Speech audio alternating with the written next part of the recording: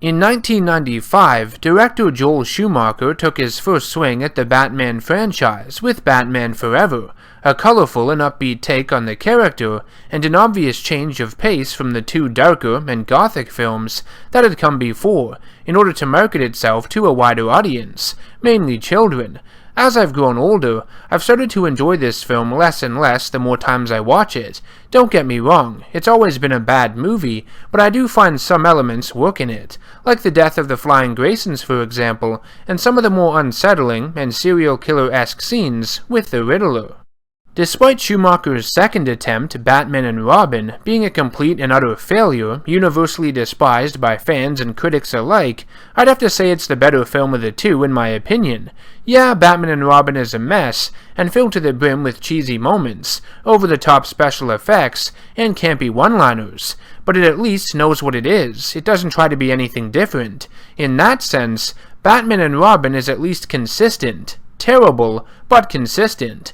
With Batman Forever, I feel its tone is all over the place. One second it's trying to be dark and brooding, with flashbacks of Bruce Wayne's past, and him coping with the memories of his parents, who are the Flying Graysons plummeting to their doom, and the next, the Batmobile is driving up the side of a building where the film's villains, Two-Face and the Riddler, are playing battleship with one another. Batman Forever feels like it's stuck between the established tone of the Tim Burton films and the flashy neon lights that would be in Batman and Robin. Batman Forever has a bit of an identity crisis. It's sort of stuck in the middle.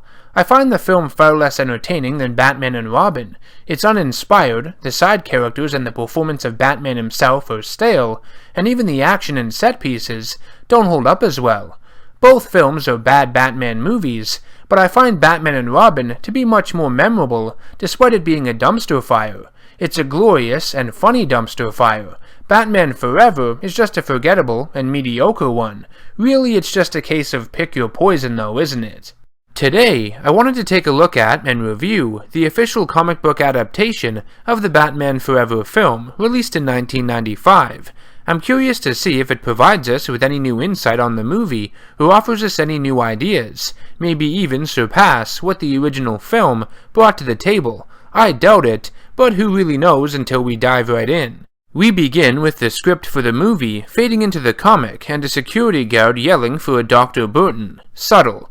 We're shown a grisly scene where Two-Face has escaped Arkham Asylum, leaving a body hanging from the ceiling, and the Bat Must Die, written in blood, on the padded walls. Honestly, this is great.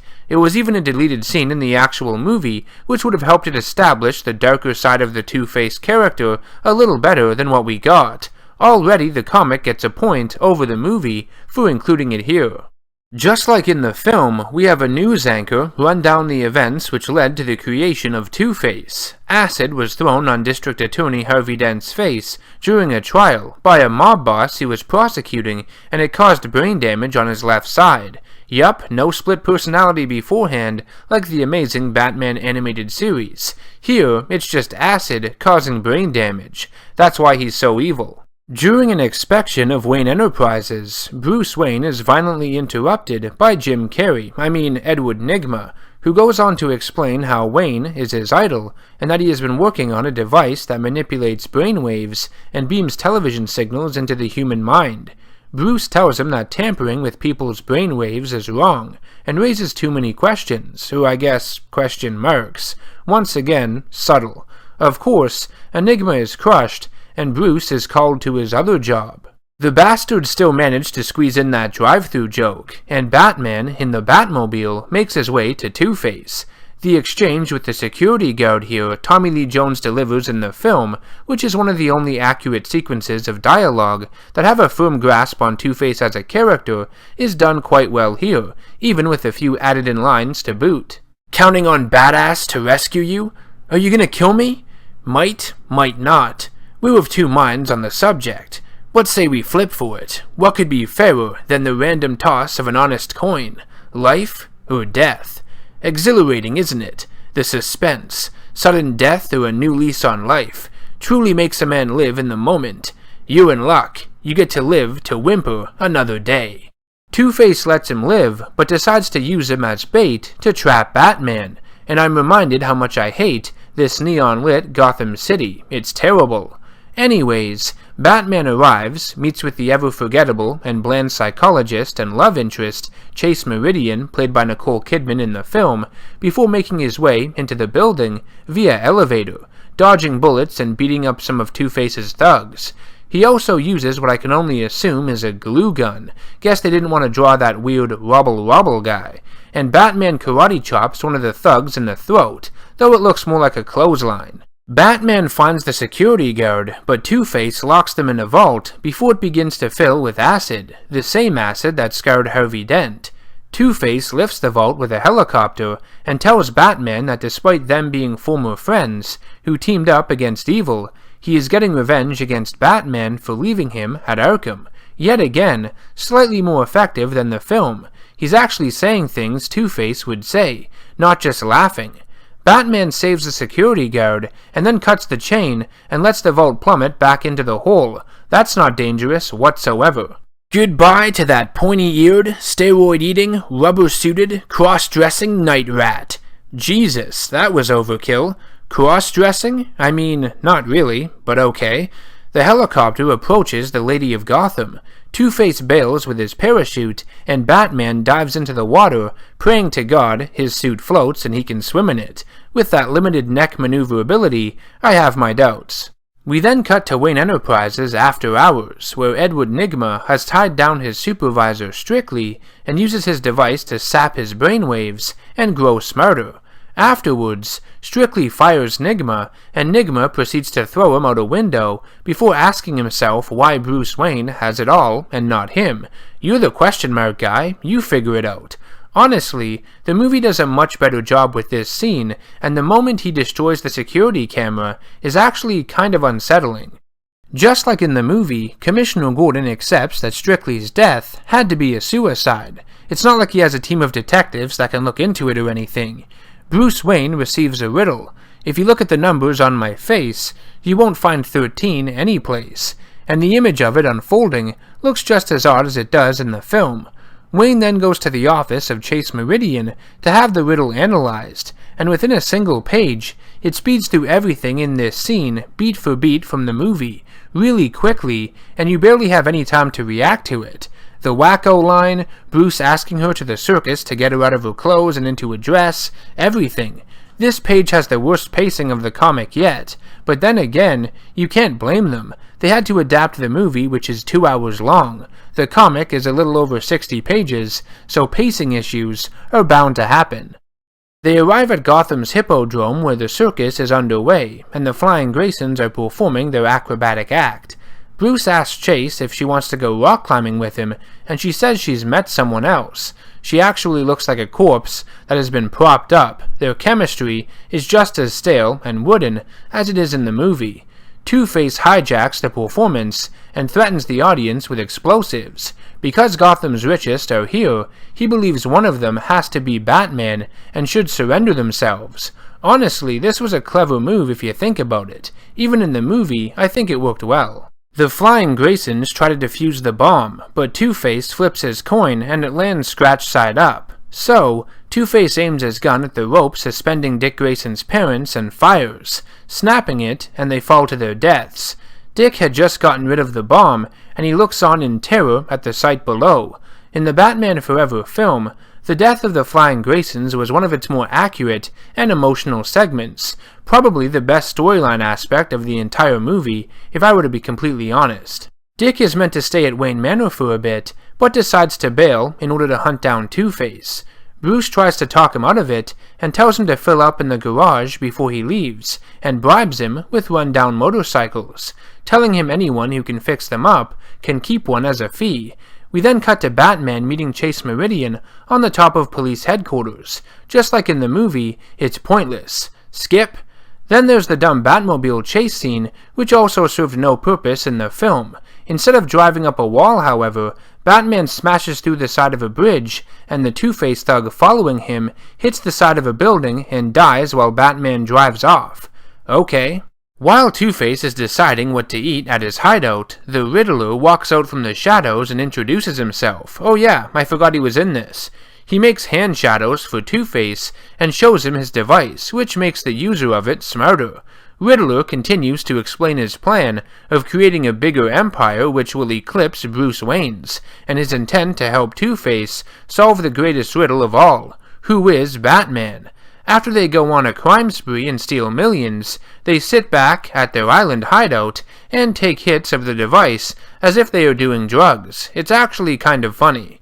Just like in the film, Dick finds his way into the Batcave, steals the Batmobile, and rescues a young girl being attacked by thugs.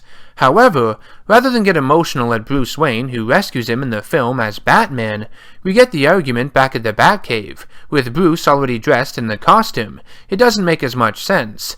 Dick demands that Batman train him as his partner, but he refuses. Bruce goes to a party held by Nigma that is showing off Nigma's new device called the Box, which he intends to put in every home in America and then the world. Unlike the film, it's now just a silly helmet instead of something that sits on top of your TV set. Two-Face ends the party early though, as his goons shoot up the place. Bruce leaves to become Batman. He breaks through the glass ceiling, I hope he's gonna pay for that, and takes on the thugs, kicking one guy square in the throat. That's two now. Two-Face escapes down a manhole, and his goons get ready to trap the Bat. Batman slides down the tube and crashes into a wall. Two-Face opens the gas valve and causes an explosion, though Batman survives thanks to his trusty cape. Two-Face is flabbergasted, and he and his men cause a cave-in. Thankfully, Dick is there sporting his Flying Grayson's costume and a mask to save Bruce from certain death. Batman goes to Chase Meridian's apartment to tell her how he feels, and she tells him she has met someone else, Bruce Wayne. What a cock tease. They even managed to squeeze in that stupid smile that was in the movie. I don't know which is worse. When Bruce was at the party and put on one of Nigma's devices, it scanned his mind, and now the Riddler and Two-Face know he is Batman. They attack Wayne Manor, kidnap Chase Meridian, Two-Face shoots Bruce Wayne, and the Riddler blows up the Batcave. Back at their island hideout, Nigma is shocked to find that Bruce Wayne has survived, and after Chase tells him he will rescue her, the Riddler sedates her with a needle. Alfred gathers all the riddles Bruce has been sent, and the two try and figure out who the Riddler is. Only one riddle was actually shown in the comic, so they don't have much to go off of, do they? Regardless, they find the answer and determine that Edward Nigma is behind it all. They go into a special Batcave found underneath the original Batcave that was destroyed. Wow, thank God they had that, huh? Bruce puts on the only remaining Batsuit, the sonar prototype, and plans on making his way to Claw Island, the Riddler's headquarters. Dick reappears in a brand new costume made by Alfred and wants to help, calling himself Robin. The dynamic duo take off and head for the hideout, both in the Batplane, which also doubles as a submarine. They arrive on the island, and Robin notices that the ground is metal. They missed the opportunity to use the Holy Rusted Metal Batman line from the film. Then again, it's a bit stupid, and out of place even though it pays homage to the classic 1960s series. Batman and Robin are separated, and Two-Face confronts the Boy Wonder on top of the raised platform. Robin gets the upper hand and kicks him off, only to help him back up. Two-Face uses the opening to capture Robin. Batman appears before the Riddler and Two-Face and comes to the realization that they know his secret identity. Nigma reveals Chase Meridian enclosed within a capsule, along with Batman's partner Robin, planning on pushing a button on his cane and sending one to a watery grave, forcing the Dark Knight to choose. Batman throws a batarang at the device, housing all the mental energy Nigma has absorbed from Gotham, and it begins to seep out of his brain. As the Riddler is weakened and his hideout exploding, Batman manages to rescue both Chase and Robin before they fall to their deaths. However, they are confronted by Two-Face, and just like in the movie, Batman causes the death of the villain by reminding him about his need for a coin toss, and throwing a bunch more into the air, which causes him to stumble and fall. Where he got the coins, I don't know. Poor Edward. I had to save them both. I am Bruce Wayne and Batman, not because I have to be, because I choose to be. The comic ends with Nigma incarcerated at Arkham Asylum, believing himself to be Batman, and a final shot of the Dark Knight standing over the backdrop of Gotham City, a little different from the film, but an adequate way to finish this thing off. Batman Forever, the official comic adaptation, is just that, an adaptation of the 1995 film. Because of its reliance on the material used in the movie, it leaves a lot to be desired. Being that this is a 60-page comic, and Batman Forever is a 2-hour-long movie, it goes without saying that there are quite a few pacing issues with it. Longer scenes from the film are sometimes condensed within a few panels, or a single page, which can feel a bit disorienting and jumpy at times. Some changes made to the comic were appreciated, like Two-Face's escape from Arkham Asylum, which was a deleted scene from the beginning of the actual film. I also liked the darker direction it went, with the occasional bad language, the pool of blood around the flying Graysons, and even Riddler sedating Chase Meridian with that giant needle. These were great. With that said, the darker moments make the lighter and sillier ones stand out even more, and in turn, make it less consistent tonally than the film even was. While I do enjoy the art style of the comic, it encompasses the visuals of the film quite well. Even that is inconsistent at times. Some of it is great, while others just plain weird and grotesque looking. I get a sense that the comic was rushed to meet the release date of the film, and it shows. I think the characterization of Two-Face is done better justice here than it is in the film, though it still lands short of where it needs to be. At least he doesn't laugh as much, am I right? The Riddler, though, I find to be even more forgettable in this comic than he was in the Batman Forever film. He barely even uses riddles. Yeah, the movie only had a small handful too, but here it's only one that we see, the one with the clock. The Riddler in the movie was not well done, but at least it was entertaining due to the energy and charisma of Jim Carrey. He made it fun and watchable. Here, it's just bland and bare bones, as simplistic as you could possibly get. Reading this comic made me realize how much I do enjoy the film of Batman Forever, at least the elements it gets right, because contrary to popular belief, there was some good stuff in it, much like there is in every superhero film. The death of the Graysons, the introduction of Robin, I even liked the serial killer tone the Riddler had with some of his puzzles, and the darker moments featuring him, despite the majority of the time it was just Jim Carrey being Jim Carrey. I don't think this comic adds anything really new and special to the overall experience the film gave us. Despite its overwhelming flaws, I'd just stick with the movie. It's a lot better. This has been NerdGasm. If you enjoyed the video, make sure to subscribe to the channel and hit that bell icon so you can be notified of all future content I upload.